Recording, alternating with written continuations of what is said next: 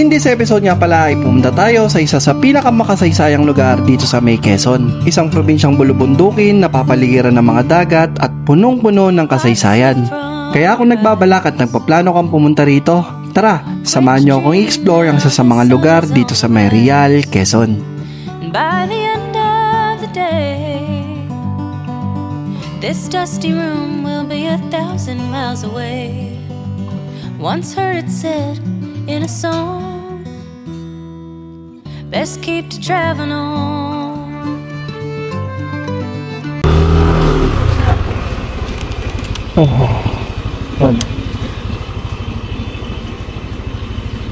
Yeah.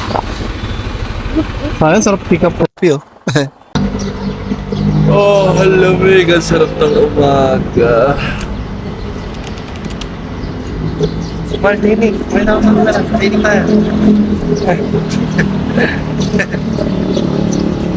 Hi guys, Shiplex here and welcome to my channel. So, kamusta kayo lahat and kamusta ang bawat isa mga tol. So, for today's video, pupunta tayo ngayon ng Infanta, Quezon. So, actually, sa tagal ko nagmo-motor, first time ko lang makakapunta ng Infanta. And ngayon, samahan nyo lang kami for today's video mga tol. Wala pa kami specific na pupuntahan. Gusto ko lang madulo yung pinaka mismong mapa dun sa may Infanta. I'm not sure kung saan banda talaga yung mapupuntahan namin. So it's 130 kilometers away from there sa amin. Nag-start kami kanina, I think nasa 5 AM, no? 5 AM na kami pumunta. Tapos nandito kami ngayon sa may Clean Fuel dito sa may Marilaki Highway. So samahan nyo lang kami for today's video. So kasama ko yung girlfriend ko. Yan, naka-twinning kami, oh. Yun, oh. So ngayon mga tol, samahan nyo lang kami. And let's see kung ano mangyayari. Medyo exciting to kasi first time ko na talaga makakapunta ng Infanta. Tapos mapakita ko lang siguro yung mga view. And para to sa mga nagbabalak mag-ride papunta ng Infanta, tignan natin. Nagpagasa rin tayo, nagpapultang na rin tayo. Nasa 225 lang naman yung pultang ko. And yun, tara!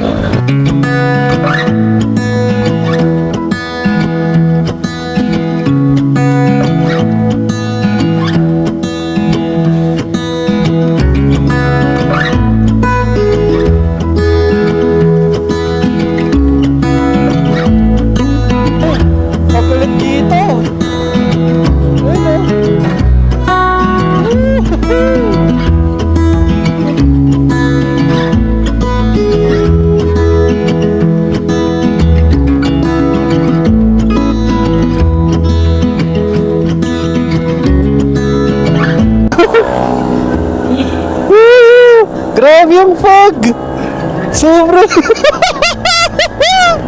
Na-checkpoint natin yung fog. Hindi siya ganun, pero... Tignan mo! May nakikita sa camera mga tol, pero grabe yung fog. Ayun, oh. Sarap! Ay, grabe ang lamig! Sobrang lamig! Wow! Ayan na! Ito na yung fog, oh! Gagi! Malapit na tayo sa KM90 eh. Gagi! Sobrang ganda rito! Woo! Parang Baguio na to, no? Grabe lamig! Sobrang lamig! Ay, may mga bahay pa dito. Ala. Gagi! Parang Baguio na! Ang ganda rito! Ayun, oh! Tingnan mo yung mga puno! Wow! Amazing! Parang Baguio na. Grabe mga tol, kung makikita ninyo, kanina pa kami nakakadaan sa mga magaganda talaga. As in, dire-diretso lang kami, wala kami nililikuan. And yung mga puno, may mga pine tree na basta halo-halo ng gaganda ng mga puno rito. Tapos yung lamig, as in sobrang lamig. Parang lamig talaga ng Baguio dito. Ang ganda! Woo! Solid.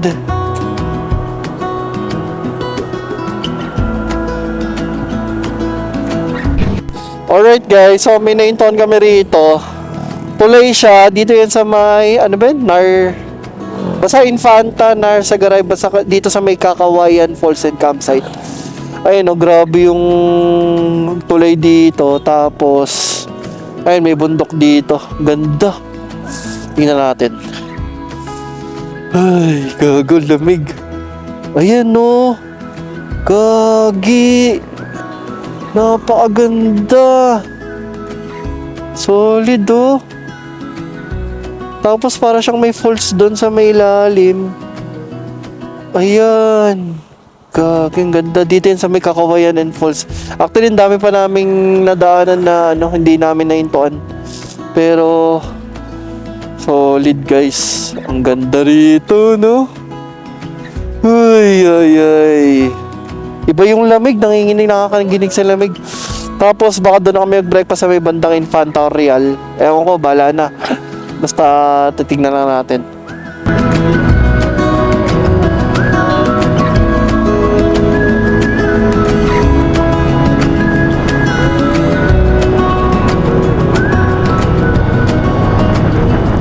Alright guys, so stopover muna kami dito sa may Go-To-Go sa may Barangay Poblacion na ata mga tol. Nag-change of plans tayo dahil nandito tayo ngayon sa may Real Quezon.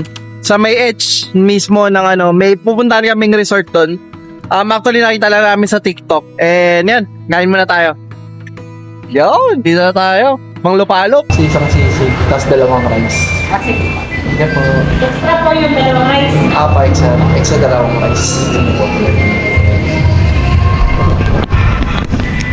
Mura yung mga pagkain nila mga tolot yung mo. Ayun no, 99, 75 yung bagnet. Tapos 130 yung burger.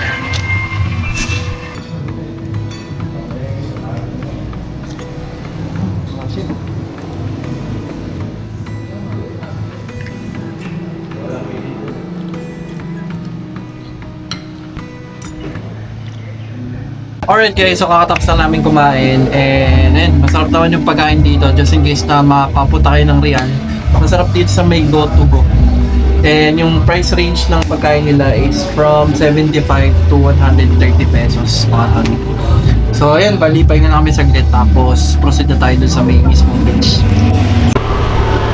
Ay ito! Ayun no, Rail Star. Ayan, ito na yung tsura niya, boy. Leave nothing on beach footprint. Gusto nga ulo, no? Saan ba tayo mag-entrance? Sir, saan kayo nagbayad? Magkano? 100 po yata per head. 100 per head. Mga to, nakarating na tayo dito sa may Real Star Beach. Tara, dito tayo sa may mata. Dito tayo sa may Real Star Beach Resort. Bali, ang entrance fee dito is 100 pesos. Tapos pag gusto mo magabil ng mga ganyang cottage, nasa 300 pesos. Tapos doon naman, yung mga yon 1,000. Tapos kung gusto mo mag-overnight, 2,000 pero electric fan lang daw yung meron sila. Tapos ito mismo yung beach. Yan. Yan yung beach. Ayan. Hindi siya hindi siya mabuhang. Mal dito na lang Ayun ko naman yung motor. Hindi siya mga tol, hindi siya buhangin. Bali ang niya is mabato. Yan, tiyan mo Actually, pag kung manggagaling ka ng SM Masinag, dire-diretso lang at liligo ka lang pagdating dun sa may paliko ng Infanta tsaka Real. So, naisipan namin kanina, dito na lang kami sa Real para mas malapit-lapit. Kasi pag dinulo pa namin Infanta pa, sobrang layo, hindi na namin kaya magbalikan. So, yan yung itsura ng beach natin mga tol. Napakaganda naman. Hindi ganun kalinaw yung tubig. Tapos yung lupa nila rito, hindi rin ganun. Pero kung gusto mong mag-chill, relax, tapos hindi naman ganun kalayo, nasa 2 to 3 hours lang yung biyahe pag dire-diretso ka. Kasi kami may hinto. So umabot kami, I think, nasa 4 hours ata. Tapos, yun. Explore muna natin tong dagat, itong beach resort na to. Let's go.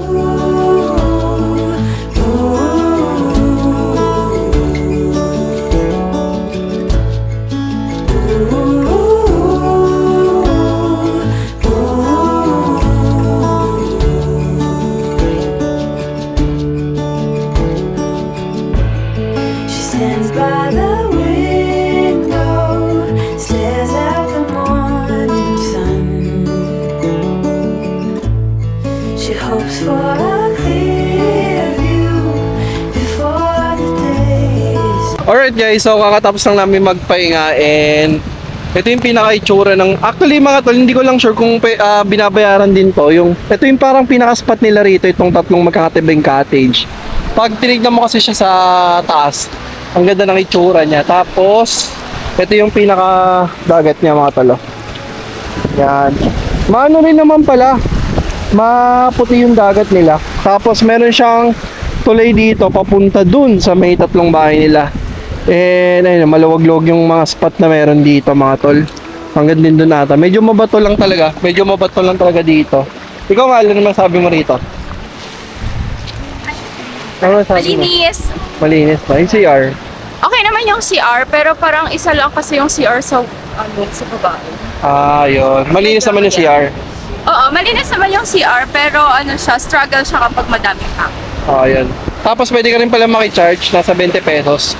Unlimited na yon. Tapos, yun lang naman yung mga extra charges na meron sila. And, yun lang naman yung mga ano dito mga tol. Tapos pagdating naman sa dagat, so far, okay naman. Pero nandito, medyo mabato punta natin. Ano pala ang lupa, puro bato lang talaga.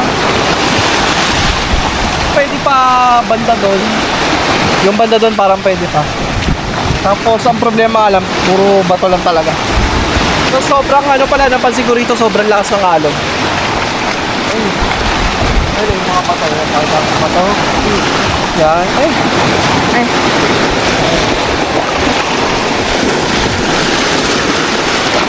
Kaya dapat may dala kayo dito yung chinelas kung pupunta kayo dito. Kasi masakit talaga sa paa pag nakapaka talaga. Pero hindi malagkit yung hangin no? Hindi rin maalinsangan. Yan, napunta ko. Yan, pakita natin. Ayun, sobrang lakas ng alon dun Yan, ganun lang naman yung rito mga tol. Subukan lang dito, no? Yan. Hindi naman ganun kalungot yung mga bato rito. Actually, yung part na to medyo mababa. Makakalakad-lakad. May bata ka ng Yan lang naman meron dito mga tol.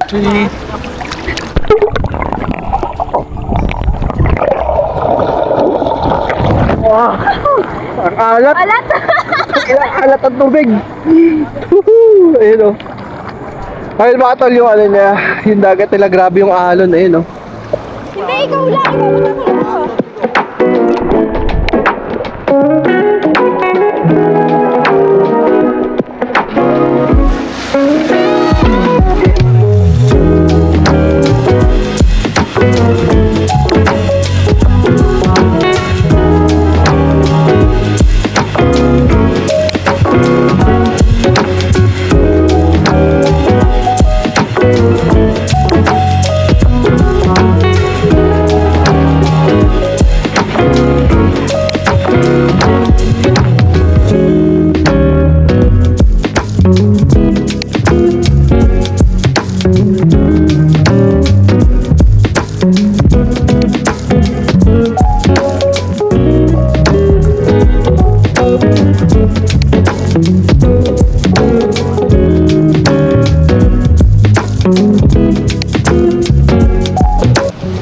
Alright guys, so kakatapos na namin mag-swimming and ay tsura niya. Nga pala, may nakasulat pala rito. Ayan o, kung para just in case may idea na rin kayo bago pumunta rito. Yung entrance fee niya, ito 100. Tapos meron silang closed cottage, 2,000 pesos with bed na yun NCR sa loob. Tapos 2,500, meron siyang dalawang bed. Tapos may CR din tsaka may TV. Tapos yung sa open cottage nila, ito yun 1,000, yun nandun yun sa kubo. Try natin pakita mamaya. Tingnan natin yung mapapakita sa atin kung may available. Tapos yung island cottage, yun siguro. Yun o. Nakalagay kasi dito yung big 1,500. Yung center 1,000. Yung small 1,000 din. So yun o. Ito yung siguro yung big. Ito yung center. Ito yung small mga tol.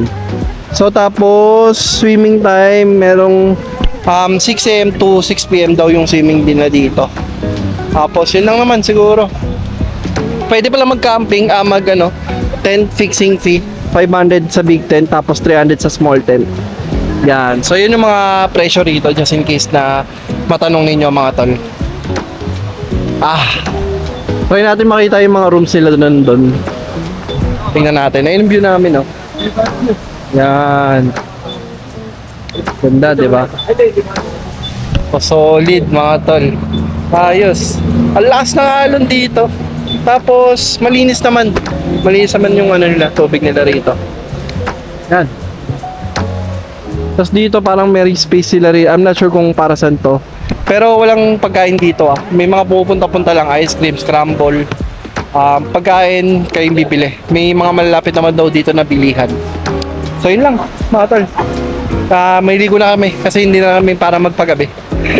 Kasi medyo baka gabi na kami doon sa may Marilaki. Pagdaan, balikan lang din kasi kami.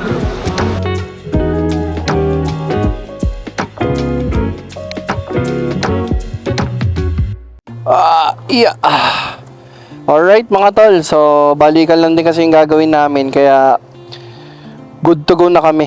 Na-enjoy naman namin yung lugar kahit papaano. Dito yun sa may reels and ano ba? Lalagay ko na lang dito mga tol. So time check it's already 1:32. Nagbiyahe tayo mga 5 AM na kanina. So saglit na saglit lang naman din kami. In-enjoy lang namin. Actually maganda yung beach mga tol. As in highly recommended naman yung beach. Hindi lang siya totally ganun talaga yung yung lupa niya. I mean yung pinaka lugar niya medyo mabato. Pero overall okay naman yung experience and ayun, on the way na rin kami pauwi. Sa hanap na rin kami ng kakainan. So comment nyo sa baba mga tol kung sino yung mga taga dito sa may Real Quezon. And ayun, nga pala yung sa CR, medyo hindi ko na gusto yung sa CR nila. Since bukod sa amoy yosi, medyo siguro sa tagal na rin nung pwesto, ayun yung mga kubo nila. Yan, tas yun yung cottage. Hindi ko na rin naipakita mga tol, gusto ko sana ipakita sa inyo. Kaso nga lang ang problema is, anong tawag dito, may mga tao na. So syempre privacy na rin nila. So yun na lang mga tol, just in case gusto nyo pumunta dito, tabi-tabi naman. Pero kung sakaling puntahan nyo yung pinuntahan namin, yun yung mga details na pwede nyo malaman. So yun, yung sa CR, medyo hindi ko gusto yung CR, pero okay naman. Siguro kailangan lang na ng i-improve na bukod sa linisin, dagdagan nila kasi isa lang talaga yung public toilet nila, yung public CR nila. Since may mga, pag nag-arbel kasi yun ng kubo, may mga kanya-kanyang CR pala siya. Tapos meron din pala siyang ihawan. So kung gusto mo mag-ihaw, may designated na ihawan. And then meron din silang tent pitching. So pwede kang mag-camping mahal, no? Pwede mag-camping doon. Pwede mag-camping. So siguro try din natin dalhin dito si Makmak kung sakali. Parang sarap din mag-camping eh. Tsaka mura, di ba? Biro mo sa 100 entrance, tapos 300 lang yung table. Palag na. Tapos dala ka na lang siguro pagkain. Tapos highly advice ko sa inyo na kung sakaling punta kayo dyan, is magdala kayo ng sandals. Mas maganda yung sandals kasi sobrang mabato talaga niya. Para hindi natatanggal sa paa ninyo. So yun lang mga tol, siguro hanggang dito na lang yung year-end ride natin. Maraming salamat sa pagsama ninyo. Hindi ko lang alam kung paano ko bubuuin yung vlog na to, pero at least, di ba, i-share ko lang din sa inyo. And at the same time, sa mga nagbabalak mag year-end ride ngayon or mapapanood mo man to, tapos sa yung taon 2026 na balak nyo mag-ride papunta dito sa may Real Quezon. And siguro next stop natin, gusto kong mapuntahan din ng Infanta. Pero ito kasi sagad na to eh, sagad na ng Real. Kumbaga, parang sa may gilid na. So ito yung Real Quezon. So yun lang siguro mga tol, hanggang dito ko lang siguro tatapusin yung vlog. And maraming salamat kung nakaabot ka man dito. And don't forget to comment, like, and subscribe. Kung nagustuhan mo yung mga ganitong content, comment nyo sa baba kung nakaabot ka man dito. So this is Ship Vlogs. See you next vlog everyone. Peace out.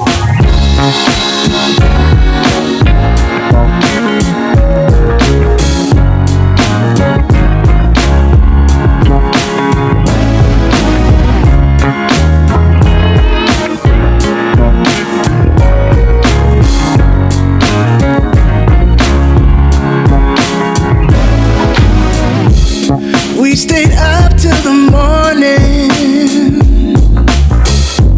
talking till the first light of dawn.